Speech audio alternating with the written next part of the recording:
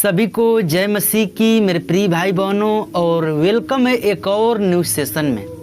क्योंकि परमेश्वर कहता है कि तुम आपस में मेल मिलाप करो, क्योंकि वो कहता है कि जहाँ दो या दो से अधिक जन मेरे बीच में बात करते हो क्या होता है, उनके बीच में मैं मौजूद होता हूँ। हमारा परमेश्वर, मैं उम्मीद करूँगा कि इस वक्त हम लोग के बीच में मौजूद है और आपसे वो बातें करेगा और आपको बेहतर चीज़ें सिखाएगा। बने रहना इस वीडियो में अंत तक मेरे भाइयों मेरे बहनों, इस वीडियो को छोड़ के ना जाना, क्योंकि वीडियो आपके ज़िंदगी को बदल सकता है। ये वीडियो आपके जीवन में उस बीमारी को दूर कर सकता है जो बीमारी आपके जीवन में बहुत दिनों से लगी हुई है। मेरे भाइयों मेरे बहनों, एक बात अपने जीवन में हमेशा याद रखना चाहिए हमको कि जो भी चीज़ वचन से हमको बताया जा रहा है, चाहे कोई भी हमारा अगुआ बता रहा है, उसको हम अपने जीवन में हमेशा उस तरह लें जिस तरह भोजन को लेते हैं। जैसे हमारे शरीर को चलने के लिए भोजन की आवश्यकता होती है, उसी तरह हमारे आत्मा को चलने के लिए वचन की आवश्यकता होती है। आपके जीवन में अगर वचन नहीं है तो आपका आत्मा आज नहीं तो कल वो खत्म हो जाएगा, वो नाश हो जाएगा। लेकिन अगर वचन परमेश्वर जो दिया है हम लोगों को बचने के लिए, अगर वो आपके हृदय में रहे तो मैं पूरा उम्मीद करूंगा कि शरीर भले ही खत्म हो जाएगा लेकिन आत्मा कभी खत्म नहीं होगा। मेरे प्रिय भाई बहनों, कहते हैं कि इंसान अपने जीवन में पाप में जब पड़ता है तो उसको बहुत सारे आनंद आता है, लेकिन जब वही इंसान दुख में पड़ता है तो फिर क्या करता है, उसके पास आनंद नहीं, उसके पास दर्द होता है। और उस दर्द में किसको याद करता है? खुदा को याद करता है। यानी हम इस बात से जानते हैं कि दर्द हमको हमेशा खुदा से क्या करता है? मेल करता है। लेकिन आनंद क्या है? आनंद दर्द का विरोधी होता है। जहाँ पर दर्द है और वहीं पर आनंद मिलेगा।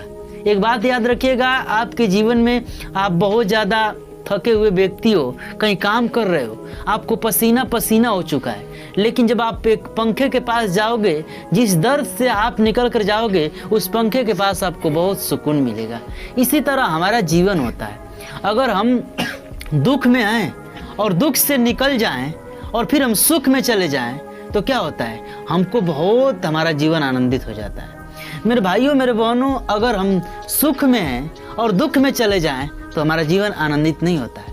इसलिए हमको हमेशा ये बात याद रखना होगा कि परमेश्वर तू हमको दुख से सुख की ओर लेकर जा, सुख से दुख की ओर न लेकर आना। ये बात को हमेशा अपने जीवन में याद रखना। और मैं उनसे कहना चाहता हूँ, जितने सारे मसीह परिश्रम करने वाले होते हैं, एक बात याद रखिएगा, परमेश्वर हमको परिश्रम का रोटी नहीं खिलाता, वो हमको आशीष का रोटी खिलाता है। क्योंकि जिसके पास ये वचन है उसके पास से हर एक चीज़ से उसको छुटकारा मिल सकता है। कर्ज, डिप्रेशन, टेंशन, हर एक चीज़ से ये वचन ही परमेश्वर का है जो उसको छुटकारा दे सकता है। लेकिन उसके लिए उसको क्या करना होगा? उस वचन को अपने हृदय रूपी पटिया पर लिखना होगा, जैसे कि मूसा लिखा था, जैसे कि अयूब लिखा था, उसी तरह आपको भी लिखना पड़ेगा। तब जाकर आप अपने जीवन में उस चीज़ से आज़ाद हो पाओगे। आप सोचते हो कि मैं चर्च जा रहा हूँ, मैं वचन को सुन लिया, एक कान से सुना दूसरे कान से निकाल दिया, फिर आपका चर्च जाने का कोई मकसद नहीं रहा, फिर आप स्वर्ग में जाने का आपका कोई मकसद नहीं होगा, क्योंकि आप स्वर्ग भी नहीं जा सकते। आपका उद्धार तो हो जाएगा लेकिन आप स्वर्ग नहीं जा सकते। आप बीमारी से कुछ पल के लिए ठीक तो हो जाओगे लेकिन आप स्वर्ग में नहीं जा पाओगे। तो मेरे प्रिय भाई बहनों, एक बात हमेशा याद रखिएगा अपने जीवन में कि वचन ही हमारा सब कुछ है।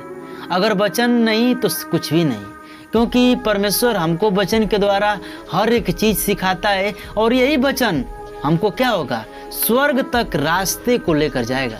ये वचन हमारा सीढ़ी है, जितना ही आप पढ़ते जाओगे उतना ही आप स्वर्ग की तरफ देखते जाओगे। तो मेरे प्रिय भाई बहनों, आप वचन की तरफ पढ़ना शुरू करो। और एक बात याद रखना कि जो व्यक्ति अपने जीवन में परिश्रम करके रोटी खाता है वो परमेश्वर की ओर से नहीं होता। परमेश्वर की ओर से एक आशीष की रोटी होती है। आप बहुत आशीष के साथ क्या करते हो? उसको खाते हो। क्योंकि जब पतरस पानी में था, क्या हुआ?